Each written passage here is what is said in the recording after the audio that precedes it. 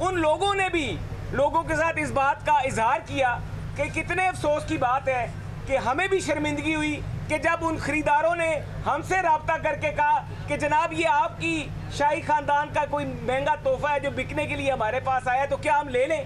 سوچے پاکستان کے لیے ڈوب مرنے کا مقام تھا. یہاں پہ ریاست مدینہ کا سبق دینا, قوم کو لیکچر دینا, صحابہ اکرام کی مثالیں دینا, خلفائے راشدین کی مثالیں دینا اور خود چوری کرنا اور پھر اس چوری کے اوپر حلف اٹھانا, جھوٹا حلف دینا, جھوٹا حلف نامہ الیکشن کمیشن آف پاکستان میں جمع کرانا, دستور پاکستان کے نیچے دیے ہوئے اپنے حلف نامے کو وائلیٹ کرنا. کتنے افسوس کی میں سمجھتا ہوں بات ہے کہ آپ ایک طرف کہتے ہیں کہ میں تحریک انصاف کا منشور انصاف پہ مبنی ہے اور آپ ہمیں رسول اللہ صلی اللہ علیہ وسلم کے وقت کے واقعات سناتے ہیں اور کہتے ہیں کہ قانون کے سامنے سب برابر ہیں اور انصاف سب کے ساتھ ہونا چاہیے. تو بھائی اگر قانون کے آگے سب برابر ہیں اور انصاف سب کے ساتھ ہونا چاہیے تو آئیں پیش ہوں الیکشن کمیشن میں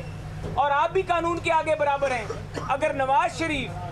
3 دفعہ JIT کے آگے اپنے بچوں کے ساتھ اپنی اولاد کے ساتھ میاں نواز شریف اگر JIT کے آگے لاتعداد دفعہ پیش ہو سکتا ہے, اگر میاں نواز شریف عدالت میں نیب کورٹ میں 200 یا 150 کے قریب پیشیوں پہ ذاتی طور پہ خود پیش ہو سکتا ہے تو عمران نیازی کو بھی اب الیکشن کمیشن آف پاکستان میں پیش ہونا پڑے گا. اگر وہ قانون اور انصاف کی بات کرتا ہے تو اس کو ثابت کرنا پڑے گا کہ قانون اور انصاف کے اداروں کا احترام کرنا پڑے گا تمہیں, اور تمہیں الیکشن کمیشن میں آ کے جواب دینا پڑے گا. تمہیں رسیدیں دینی پڑیں گی. اب ہن خان صاحب تسی رسیدہ کٹو گے, جو رسیدیں آپ پہلے مانگتے تھے دوسرے اپنے مخالفین سے, اب آپ کی رسیدیں دینے کا وقت آ گیا ہے. آپ رسیدیں نکالیں اور آپ بتائیں کہ 10 کروڑ کی گھڑی آپ نے 5 کروڑ میں کیوں بیچی اور کس کو بیچی اور کس طریقے سے پیسے پاکستان میں آپ وہ لے کر آئے. تو خان صاحب کو اب یہ سارے جواب دینا پڑیں گے. اور اب میں سمجھتا ہوں کہ وہ وقت آ رہا ہے کہ جو ہمارے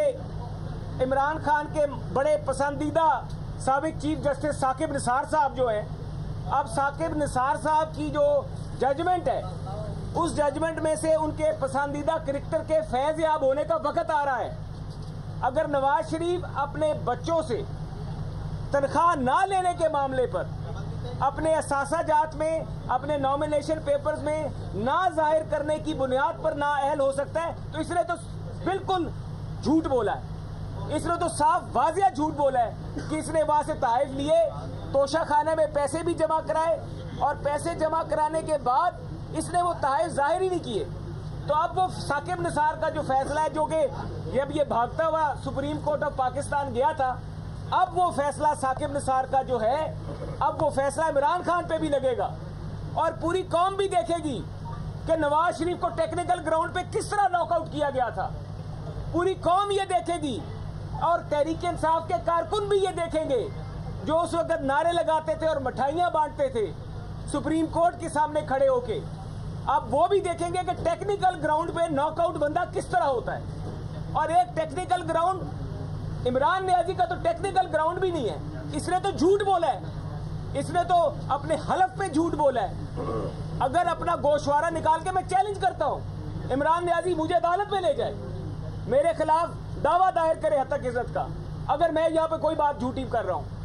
اور اگر عمران خان میں ہمت ہے تو آئے الیکشن کمیشن, اگلی تاریخ پہ پیش ہو, اپنا وکالت نامہ جمع کرائے اور